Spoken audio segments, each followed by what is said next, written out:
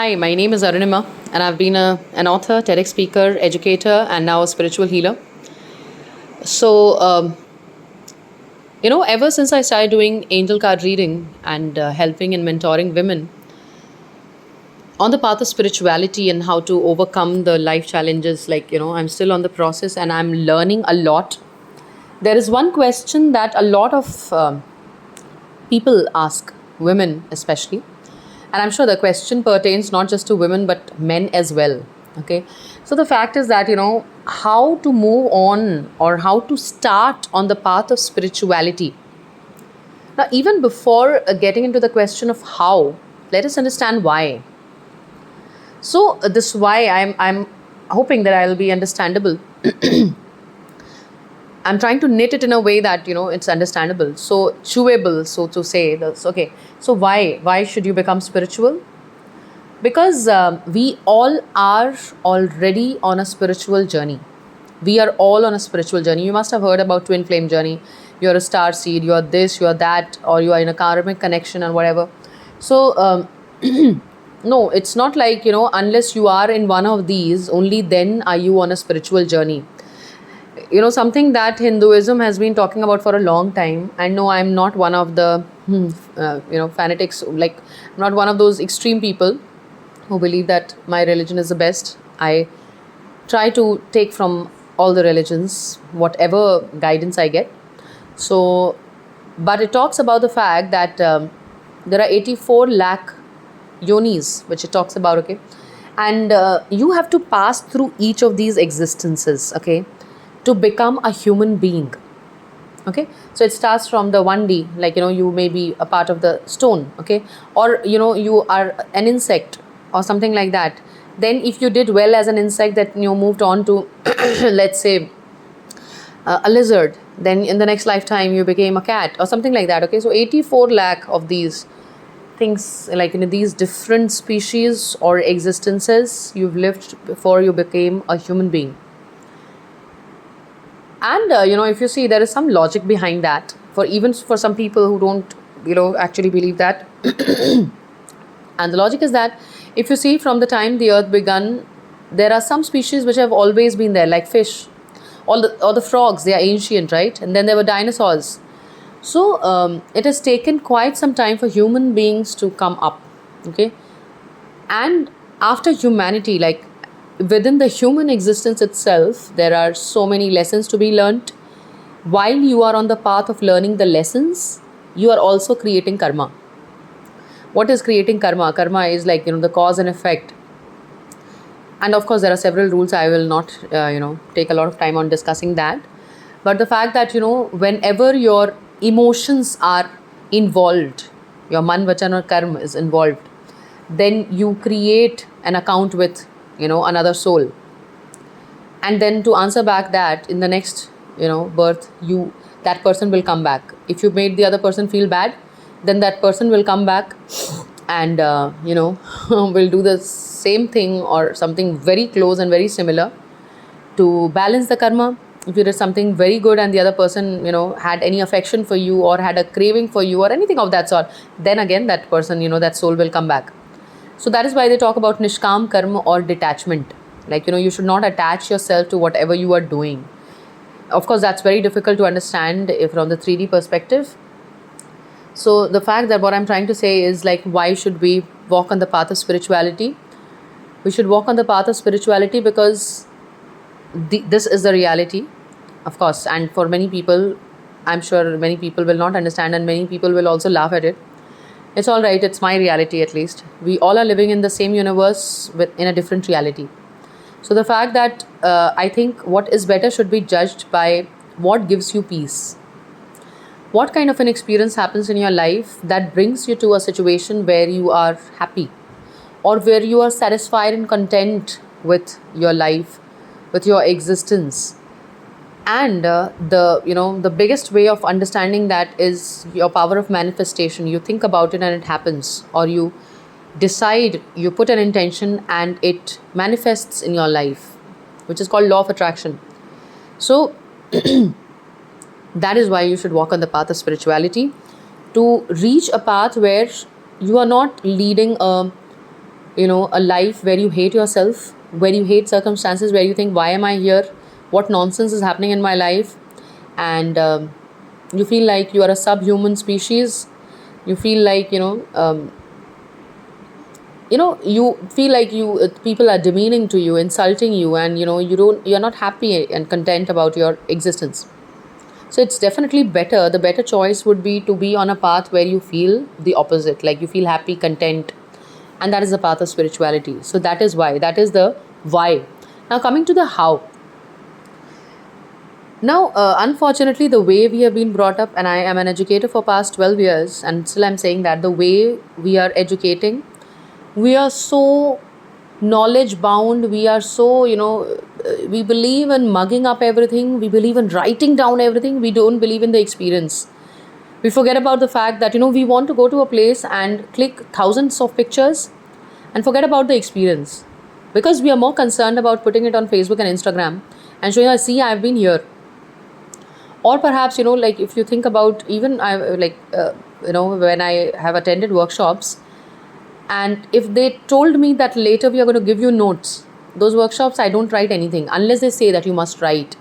Okay, I try to be very much there and experience it. Okay, so let's say if this is, they are teaching Reiki or something like that, and they're saying do this, do that. I've seen many people actually sit down to write it also simultaneously. Now what happens is that you may write it, but you miss the experience. Experience is the main thing. So first thing you need to understand that, you have to, if you have decided to walk on the path of spirituality, you just say it aloud to yourself. Okay, I have decided. Don't stay in a confused state. Confusion is the biggest problem. So you have to clarify this to yourself. Make an intention, make a decision. Yes, I have to walk on this path of spirituality. When you say that, you have already done 50% of the work. Why do I say so? Not only have I read this in books, but I've also made this realization in my own life. There was a time 2-3 years ago when I was just wanting to change my life anyhow. I had gone crazy to the extent of finding out the answer and how to time travel, how to go back to the past and change my past and come to a situation where I'm better off and I'm not feeling so bad. So that opened so many doors. The first door was law of attraction. Law of attraction opened spirituality. There were so many things, synchronicities, everything happened. And I am back onto a situation where I realize that no, law of attraction works very much. Your manifestation powers, improve with your intuition, your powerful thought, your intensity of the thought. So the first thing is, make it clear to yourself, I'm going to walk this path. Say it aloud. Okay. Once you make the decision, the universe is anyway standing beside you. Okay, clear. So you need to speak your truth that you need this. Then the second path is, to see that it's all flowing into your life. It will flow and come to you.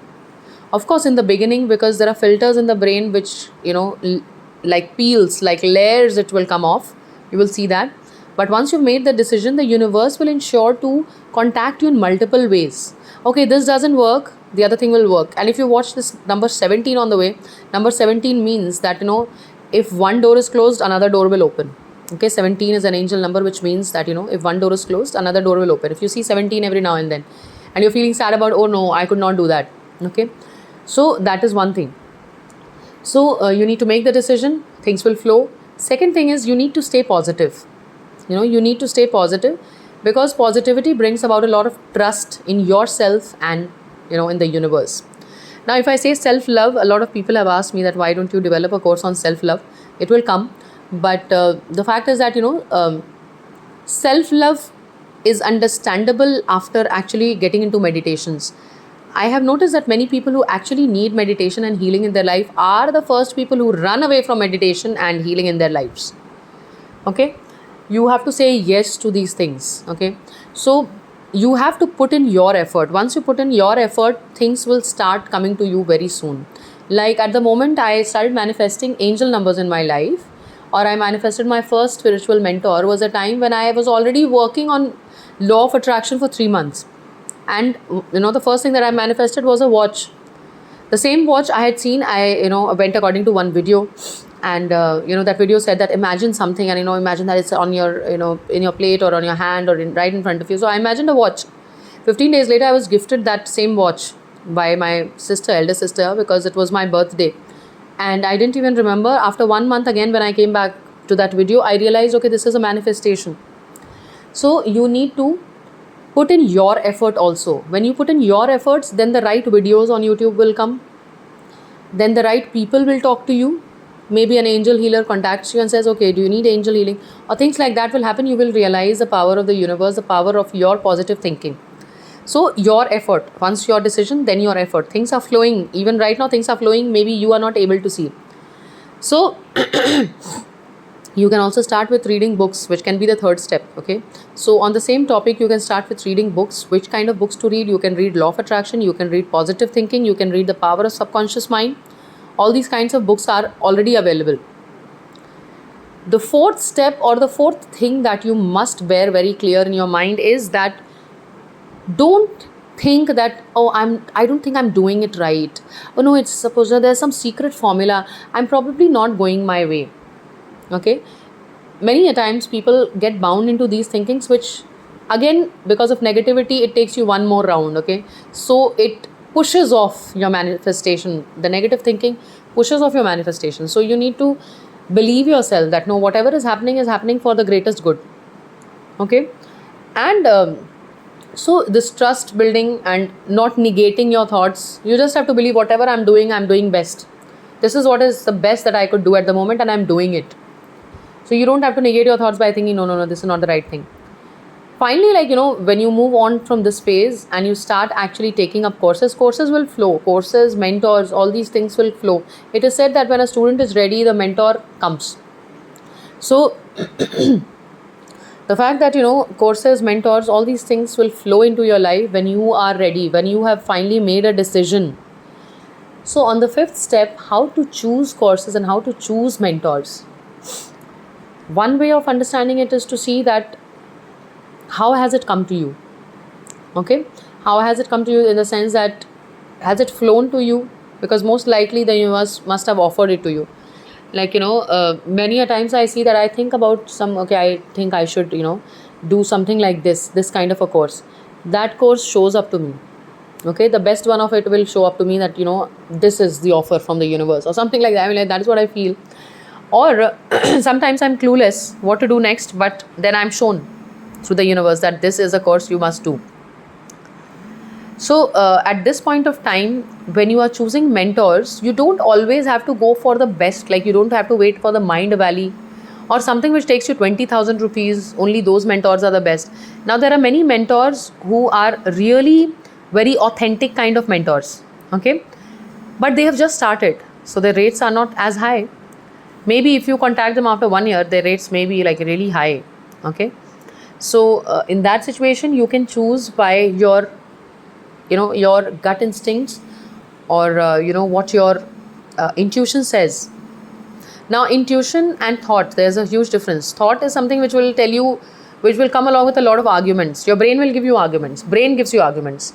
The absence of thought is intuition. When God is telling you, God is inspiring you, there is absolutely no argument in that. You just feel like doing it. So when you feel like doing it, then you must go ahead. Now, when you get into, in the beginning, you might actually get not the very best mentor, okay, because you have not meditated a lot. So you might actually manifest someone who is just taking a lot of money and not giving that much service. In that situation also, you must have, this is the sixth thing, you must have enough faith in that person as well. Because ultimately, it's not the mentor who is guiding you. It is your, your faith, trust in doing that course, or in learning that art, or in learning that thing, which actually takes you ahead. Okay, so you have to have faith in the mentor.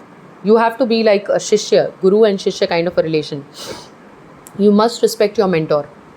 Even if later, after 6 months, you realize that the same course was available by a better person at a half the price, then also you must be very thankful to the mentor, because at that moment, according to your brain waves, you could manifest that person. Okay, so you must be very thankful to your mentor. That's the next thing. And again, about how to choose only, like I would keep talking about that. So you don't always have to, and I would always stress, you don't always have to get on to the most pricey courses. Okay, you don't always have to. Of course, there are some courses which were really pricey that I opted for, but the amount of money that I put in those courses, I truly believed that I will get at least 10 times of that, and it actually happened. And it is that powerful thought, that powerful belief that good things are going to flow into my life because of this course, that things are flowing well. Okay, so many people will judge it as, okay, that good things are happening only when you have like crores of rupees and a big house and a big car. Of course, they are not far away. When you are on this path, they are not far away. But the fact that you don't have to decide how is this going to happen in the first place, and you don't have to make it very specific that only when this happens then I can be happy. Okay, I've seen many people join the course and criticize the course. Like there have been courses I've done and I have like regretted wasting my money, and I thought that this mentor is not great, but then I did not go and talk about it to other people. That is one thing, that is also a kind of nishkam karma, or at least not getting the karma out of my head. At least like man, vachan and karma, sthul karma and sukshma karma. So at least I let it be in my mind only, and I did not speak about it to multiply the effect. So you should not criticize mentors and things like that, or courses or whatever. Okay, so and it will automatically come into your life as it should be happening. So that's about it. If there's anything else I can ever guide with, please contact me. Signing off, Arunima.